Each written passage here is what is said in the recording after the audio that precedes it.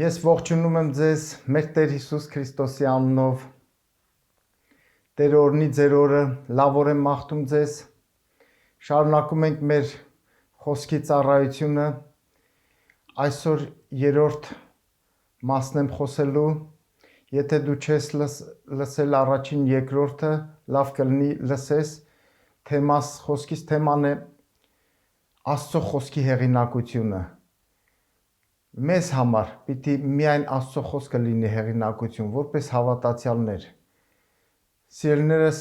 Աստծո խոսքով ապրենք, շարժվենք Աստծո խոսքով, քայլենք Աստծո խոսքով, կարդանք Աստծո խոսքը, ապրենք Աստծո խոսքով։ Ամեն։ Ղուկաս 11:27-28։ Սա մեր Տեր Հիսուս Քրիստոսը մի օր ինքն էր խոսքը եւ խոսք էր խոսում։ Եվ մի կին ասեց, Հիսուսը խոսում էր, մի կին ասեց. Երանի այն որովայնին, որ քեզ կրեց,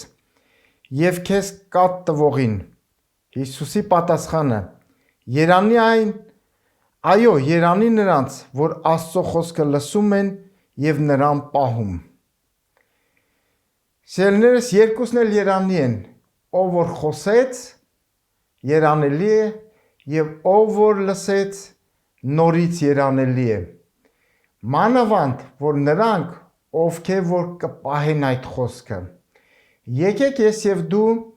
Տիրոջ խոսքը երբ որ լսենք, վերցնենք, մեր սեփականությունը դարձնենք։ Շատ կարևոր է։ 5 կտակարանում գառնուկը, երբ որ մորթվեցին եւ ազատվեցին Եգիպտոսից, Աստված պատվիրեց, որ գառնուկը ամբողջությամբ ուտեին։ Փորոտիքը, միջի մասերը, համով մասերը, անհամ մասերը գառնուկի։ Գառնուկը դա մեր Տեր Հիսուս Քրիստոսի խորհրդապատկերն է, Աստծո խոսքի խորհրդապատկերն է։ Շատ դեպքերում բարգավաճում, մեր սրտի համեմատ լավ խոսքեր ենք լսում, վերցնում ենք, դա մեզ համար։ Հանկարծ հանդիմանություն, խրատ, դաստիարակություն մեր էությունը չի ուզում։ Մենք տեսնում ենք մեր հարևաններին դրա մեջ, սա իմ հարևանի համար էր, սա իմ եղբոր համար էր, սա նրա համար է, սիրելիներս, Տիրոջ խոսքը, խրատը ամբողջությամբ վերցնենք եւ կատարենք։ Ինչպես Հակոբոսը կասեր, առաջի Հակոբոս 22-րդ խոսքում, ասում է, բայց խոսքը կատարող եղեք, ոչ միայն լսելով ձեր անձերը խաբելով։ Մենք պետք է սիրելիներս լսելու ականջ ունենանք, խոսքը կատարողներ լինենք, ոչ միայն լսենք։ Այնպես որ Տիրոջ խոսքը մեզ համար է։ Պողոս առաքյալը Գործք առաքելոց 20-րդ գլխում 27-ից 32-րդ խոսքերում Եփեսոսի եկեղեցում 3 տարի սովորեցնում էր Աստծո խոսքը։ Ընդհանրապես ինքը ողջ իր կյանքը նվիրեց Աստծո խոսքին, եկեղեցիներ հիմնելով։ Երանելի էր նա։ Ես եւ դու էլ կարող ենք երանելիներ լինենք, մեր կյանքը նվիրենք, հանձնենք Տիրոջ խոսքին, ինչպես Պողոսը արեց եւ Գործք առաքելոց 27:32-ում ասում էր, նա հիշեցրեց աշակերտներին, այնտեղ ծունկ եկավ, լացում էր, աղոթում էր իրենց համար, ասում էր, եւ ես ձեզ հանձնում եմ Աստծո շնորհների խոսքին, որ կարող է փրկել ձեզ, պահել ձեզ, որովհետեւ ասում էր, գիտեմ, շատ խոսքեր կգան, շատ սուտ մարգարեներ, վարդապետներ կգան, կխաբեն, կմոլորեցնեն։ Սիրելիներս, մենք մեր հիմքը խոսքի պիտի դնենք Աստծո խոսքի վրա, մեր կյանքի հիմքը։ Ինչպես երկու տուն շինողների օրինակը Ղուկաս 6-րդ գլուխ 46-ից 49 խոսքերում մեր Տեր Հիսուս Քրիստոսը մի օրինակ բերեց։ Ասեց իմաստուն մարդ եւ հիմար մարդ։ Իմաստուն մարդը իր տունը կառուցեց ժայռի վրա։ Իսկ հիմար մարդը ավազի վրա, հեշտ չէ ժայռի վրա կառուցել, բարձրանալ, գործ անել։ Հիմար մարդը մտածեց, մի անգամից դնեմ ավազի վրա կառուցեմ, բայց գիտեք այս կյանքում կան փոթորիկներ, անձևներ, քամիներ, հարվածելու են մեր տանը։ Իմաստուն մարդը կառուցեց իր տունը խոսքի վրա, խոսքը դա ժայռն է, այդ վեմը Քրիստոսն է։ Ես եւ դու էլ մեր տունը պիտի կառուցենք խոսքի վրա, ժայռի վրա։ եւ կլինենք իմաստուններ։ Փոթորիկը կգա, ուզենք չուզենք, գալու է բոլորի վրա։ Երբ որ մեր կյանքը կառուցել ենք խոսքի վրա, ժայռի վրա, կմնա։ Անձրևները կգան, բայց ամուր են, կմնա։ Փոթորիկը կգա, կմնա, քամիները կգան, մենք կմնանք հաստատուն։ Եթե ավազի վրա կառուցենք, սրա նրա խոսքի վրա, հեշտասիրության վրա կառուցենք մեր կյանքը, սիրելիներս, ոչ մի բան չի մնա, կքանդվի ամեն բան։ Եկեք կառուցենք մեր կյանքը, Տերը ասեց, իմաստուն մարդկանց նման, իմաստուն լինենք, խոսքի վրա կառուցենք, միայն խոսքով ապրենք, ես եւ դու։ Երկրորդ Տիմոթեոս 3:16-ն ասում է. բոլոր գիրքը Աստծո շունչն է եւ օգտակար է, սովորեցնելու, ուղղելու, հանդիմանելու, արդարության մեջ խրատելու համար։ Բոլոր գիրքը Աստծո շունչն է, սիրելիներս, մենք պիտի կարդանք Աստծո խոսք, կառուցենք մեր կյանքը Աստծո խոսքի վրա։ Օգտակար է, նա դեղ է, սիրելիս։ Ինչ է անում Աստծո խոսքը, տեսեք, խրատում է, հանդիմանում է, արդարության մեջ է առաջնորդում, սովորեցնում է, ուղղում է մեզ, մենք դրա կարիք ունենք, սիրելիներս։ Եբրայեցիս 12:5-6 խոսքերում ասում է. Իմ որդյակ, Տիրոջ խրատը մի անարգիր եւ նրանից հանդիմանվելով մի թուլացիր, որովհետեւ Տերը իր սիրածին խրատում է եւ ծեծում է ամեն մի որդի, որ ընդունում է։ Շատ զորավոր տեղ է, սիրելիներս։ Սա իհարկե 5 տակարանում առակած գրքում է գրված, Սողոմոն իմաստունն է գրել,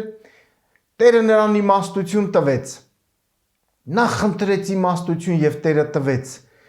Օրես մի օր երազում եկավ Աստված Սողոմոնին, Սողոմոնը մեծ զոհեր արեց եւ Տերը այցելեց երազում, ասեց ինչ ես ուզում, ասեց Տեր ես մարդկանց վրա առաջնորդ եմ, թագավոր եմ, ինձ իմաստություն տուր։ Իմաստություն դա խոսքով է, խոսքի իմաստություն եւ Տերը նրան տվեց իմաստության հոգին։ Թող Տերը մեզ ամեն մեկին տա իմաստության խոսք, հայտնության խոսք, գիտության խոսք, առաջնորդելու այս կյանքը։ Շատ կարևոր է խոսքը, խոսքը ունի զորություն։ Նա իր զորության խոսքով ամեն բան բռնում է։ Եվ այստեղ ասում է, որ մի անարգիր Տիրոջ խրատները, Տիրոջ խոսքը եւ նրանց հանդիմանվելով մի թուլացիր, որովհետեւ Տերը իր սիրածին խրատում է եւ ծեծում է ամեն մի որդի, որ ընդունում է։ Սիրելիս, ես օրինակ տարիքով եմ Փոքր ժամանակ իմ հայրս, մայրս, մեծերը մեզ խրատում են, բայց մենք դժվարությամբ ենք ընդունում, բայց դեռ իրենք մեծ մասամբ մեր օգուտի համար էին անում, բայց Աստված,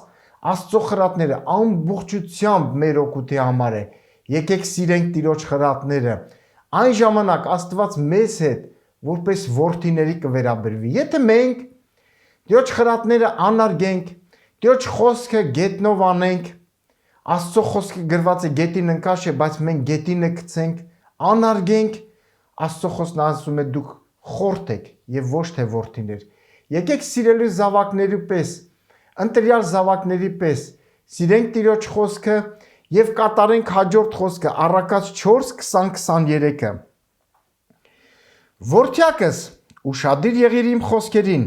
եւ ականջը տուր իմ ասածներին, թող նրանք չգնան քո աչքերի առջևից,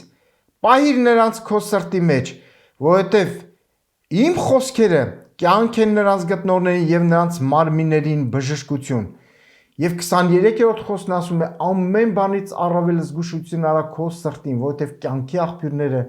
նրանից են։ Սիրելիս, միայն Աստծո խոսքը կարող է բժշկել, ազատագրել,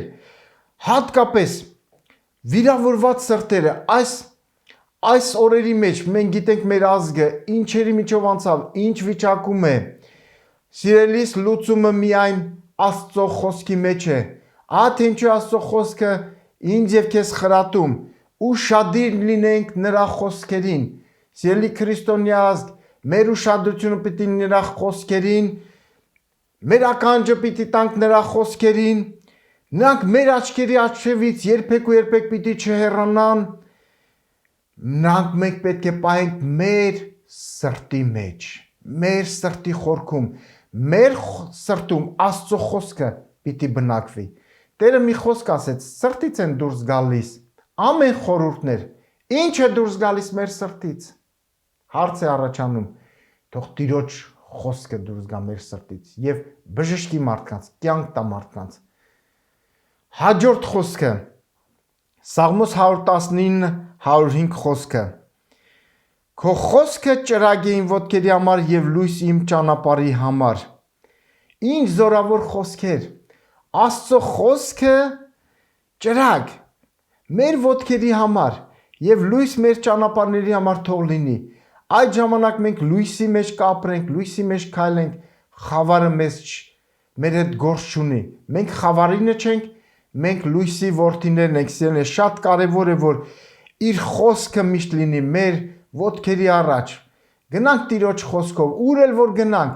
Տիրոջ խոսքով, խաղաղության ավետարանի խոսքը տանենք։ Մեր ոտքերը թող միշտ խաղաղության ավետարանի խոսքերը տանեն, սիրելիներս։ Փառք Հիսուսին։ Եբրայեցիս 4:12-13 խոսքերը շատ զորավոր է։ Որովհետև Աստծո խոսքը կենդանի է ու զորավոր,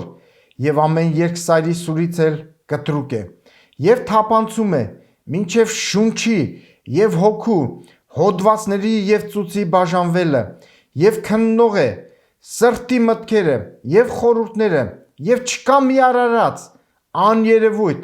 նրա երեսից, ամենն էլ մերկ ու բաց է նրա աչքերի առաջին, որին հաշիվը պիտի տանք։ Սիրելիներս, ես եւ դու հաշվետու ենք։ Հաշիվ պիտի տանք ումը Աստծո խոսքին։ Աստծո խոսքը գրված է կենդանի է, զորավոր է, ներխուժում է, ներծծում է ամենտեղ։ Աստված երբ որ խոսեց, ամենուրեք ամենտեղ տարածվում է նրա խոսքը, նրա ձայնը։ Տեսեք, մեր խոսքը, մեր ձայնը, երբ որ մենք խոսում ենք, չգիտենք ոնց պատերով անցնում է մեր հարևանների տունը, իսկ նրա խոսքը ամենուրեք ամենտեղ է անցնում։ Նաև երկսայրի սուրից էլ կտրուկ է։ Ինչ է երկսայրի սուրը? Երկու կողմից սուր է։ Այսինքն, երբ որ դու խոսում ես Աստծո խոսքը, առաջինը քո համար է։ Առաջինը քեզ է բժշկում, քեզ է քո այդ վերքերը նա կարող է բժշկել, հետո նոր ուրիշներին։ Մենք շատ հաճախ Աստծո խոսքը կարծես ուրիշների համար տանք։ Մեր առաջինը մեզ համար, մեր ծառը ջրենք, սիրելիներս, ապրենք Աստծո խոսքով,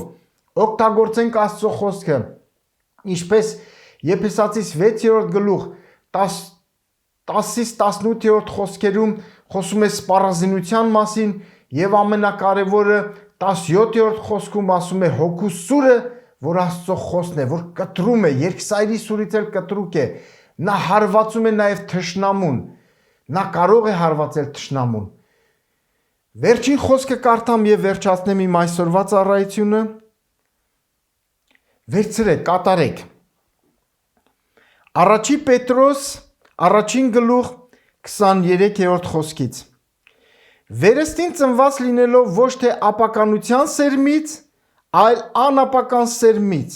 Աստծո կենդանի եւ հավիտենական խոսքով, որտեվ ամեն մարմին խոտի պես է, եւ մարդու ամեն փառքը խոտի ծաղկի պես։ Խոտը չորացավ եւ նրա ծաղիկը թափվեցավ, իսկ Տիրոջ խոսքը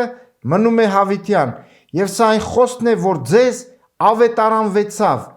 ավետարանվեցավ։ Սիրելիներս, ես այսօր ձեզ ավետարանում եմ Տիրոջ խոսքը։ Եթե դու վերստին ծնված չես, Աստծո խոսքը ինձ եւ քեզ այստեղ պատվիրում է։ Վերստին ծնված լինելով, մենք մի անգամ ծնվել ենք մեր հայրերից, մայրերից, Ադամից, մարմնով, ապականացու ենք ծնվել։ Իսկ մենք կարող ենք նաև վերստին ծնվել անապականացուից, Աստծո կենդանի եւ հավիտենական խոսքից եւ հավիտյան կապրենք։ Սիրելիս, եթե դու վերստին ծնված ես, այս խոսքը թող գա քո կյանքում։ Ընդունիր այս խոսքը, վերստին ծնվիր։ Աստծո խոսքը, որ քարոզեցի, եթե ուզում ես հիմա ես կաղոթեմ քո համար, ընդունիր այս խոսքերը եւ տարածիր։ Այն խոսքը, որ մենք քարոզեցինք, Տեր Հիսուս, Հայր Աստված, Սուրբ Հոգի Աստված, խնդրում եմ առաջնորդես այս աղոթքը։ Ասա, Հայր Աստված, ես լսեցի քո խոսքը կենդանի խոսք է, հավիտենական խոսք է, Քո խոսքով ես կարող եմ վերստին ծնվել։ Ես ընդունում եմ քո խոսքը, որը Հիսուս Քրիստոսն է, եւ դավանում եմ Հիսուս Քրիստոս, քեզ ինձ Տեր եւ Փրկիչ։ Խնդրում եմ քո խոսքի համաձայն, ներես իմ մեղքերը, արդարացնես ինձ, փրկես ինձ այս չար աշխարհի խոսքերից։ Քո խոսքը թող լինի ինձ համար հեղինակություն։ Հիսուս Քրիստոս, դու ես իմ Տերը, դու ես իմ Փրկիչը, դու ես իմ Աստվածը։ Ամեն։ Ամեն։ Տերը օրհնի ձեզ, զորացնի, ամրապնդի եւ հաստատի իր խոսքովը։ Ամեն։ Խաղաղություն բոլորիդ։